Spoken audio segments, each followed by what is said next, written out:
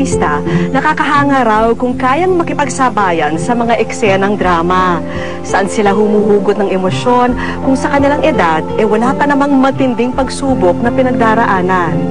Pero si Francesca, naggumanap noon bilang krusita sa Marimar, kwento ng kanyang pamilya ang inspirasyon sa kanyang pag-arte. Si Maria Leonora, maganda! Lista! At sa edad na 5 taon, napamahal siya sa mga susubaybay noon sa Marimar. Mahusay kasi ang pagganap niya bilang anak ni Marimar at Sergio sa teleserye. Dito na nabansagang krusita si Francesca Salcedo. masaya po, tapos umaacting ka, masaya po. Lalo na po pagkasama niyo yung mga artista.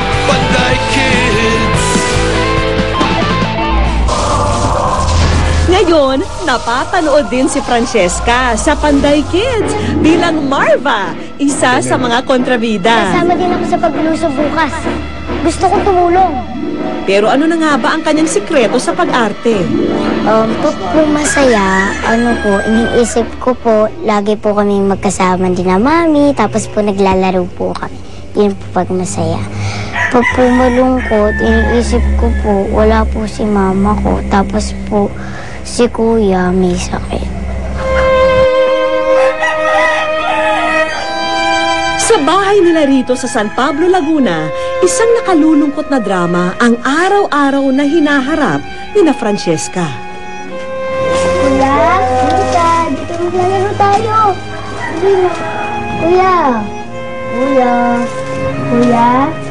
Kuya tayo na.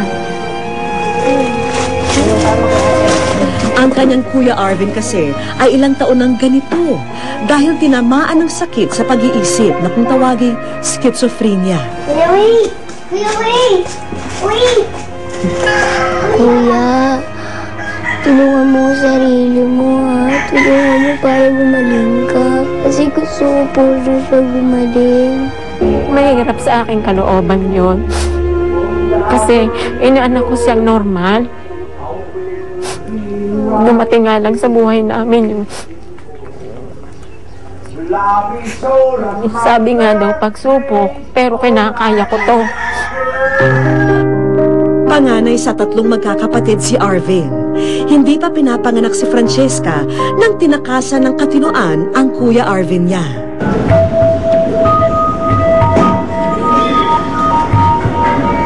Paniwala nila, ito ang naging epekto ng madalas na pangungutya o pangbubuli ng mga kaklase noong high school. Habang si Arvin ay tahimik lang at madalas mapag-isa. Pinagagawa daw siya ng mga assignment kapag walang assignment yung kanyang kaklase, kapag daw hindi niya gawin. Yung inaanuhan siya ng, sige, pag hindi mo ginawa, ginaganan siya. Tapos dumating siya doon sa aking tindahan sa mall. Nag-iiyak kasi nagkwento na siya na hindi niya alam na siya susuntukin. Parang nakatalikod siya, inupakan na siya ng suntok sa likod dito sa bathroom. Nag-iiyak siyang dumating sa pwesto ko. Ganun nga doon ginawa sa kanya. Uy, bilisan mo! Sumawa masaktan? Ha? Sumawa masaktan? Lana, sa mga tao po na ngayon ay dati niyang kaswela, sana hindi niya napubuhin kasi napakasakit po pag pinuli po yung kapatid niyo ng ganun Bakit? Kakain ka?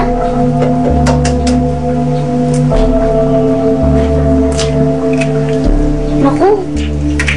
Dahil dito, tumigil na sa pag-aaral si Arvin.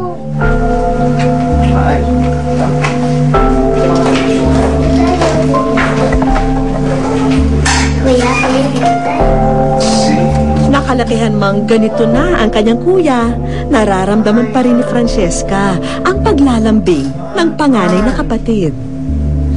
Kasi nilalaro niya si Cheska dito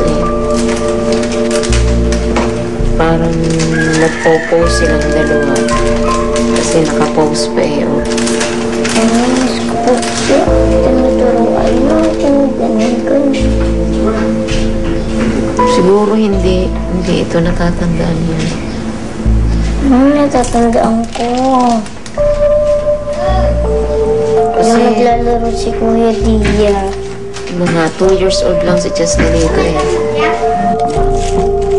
Subalit sa paglipas ng mga taon, tuluyang lumala ang kalagayan ni Arvin. Nang nag-20 anyos siya, sa bahay na lang talaga natigil at madalas balisa at kakaiba na ang ikinikilos. Minsan, tila nasa videoke na hindi maawat sa pagkanta. What can you say? Wherever you do. Ngayon, 24 anyos na si Arvin. Napapabayaan na niya ang sarili at halos hindi na naliligo o nagpapalit ng damit.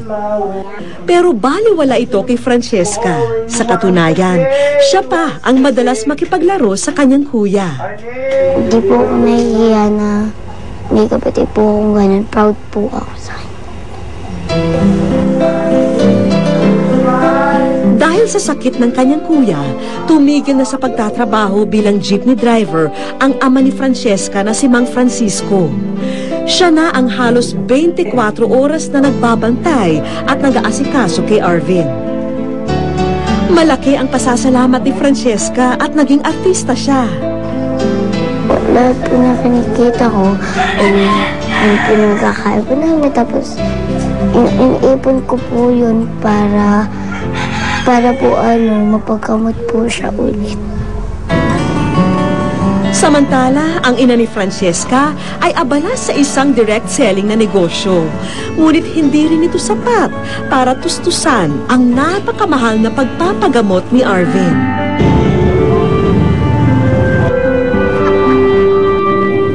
Taong 2006 pa nang huling napatignan sa psychiatrist si Arvin.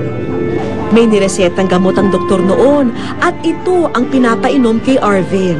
Kaya lang, tila wala na rin itong bisa sa kuya ni Francesca. Hindi po, wala po kami pera. Ubus na po yung pera ni Mami. Sa papagamot ni Mami doon sa hospital na pinapagamot niya. Naubos na po yung mga kinita ni Mami.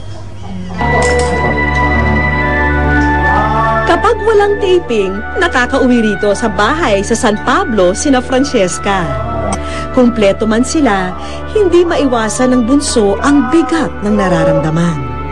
Malungkot po ako kasi pag kumakain kami, napunta po siya sa kwarto niya, hindi po siya namin nakakasabay kumain. I will be waiting for you. Pabago-bago rin ang mood ng kanyang kuya. Ayang magiliw, perla sa silangalan, alam ng puso, sa dibdib mo'y buhay. Perla sa silangalan. Yung tono po ng song, pababa, malungkot, pero pagpataas, galit na siya. So, sa kanta niya na lang nalalaman ko ano yung boses na yan. Katulad po niya, si kuya ko, kahit ganun siya, alam kong hindi niya po kami sasabihin. Sa kinakaharap na pagsubok ng pamilya, sandigan na nina Francesca ang pagdarasal. Wish ko po kay Lord tuwing gabi, sana po tulungan niyo po kami na yung kuya ko mapagamot po ulit. Bumalik na po siya sa dati. Para po masaya na po kami. Yun lang po ang hiling po. Mapagamot po siya, bumalik sa dati.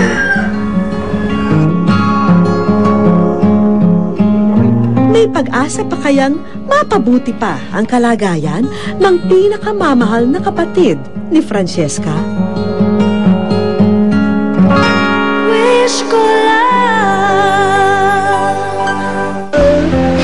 Sa aming pagbabalik, isang madamdaming eksena at pagpapaalam sa mahal niyang kuya.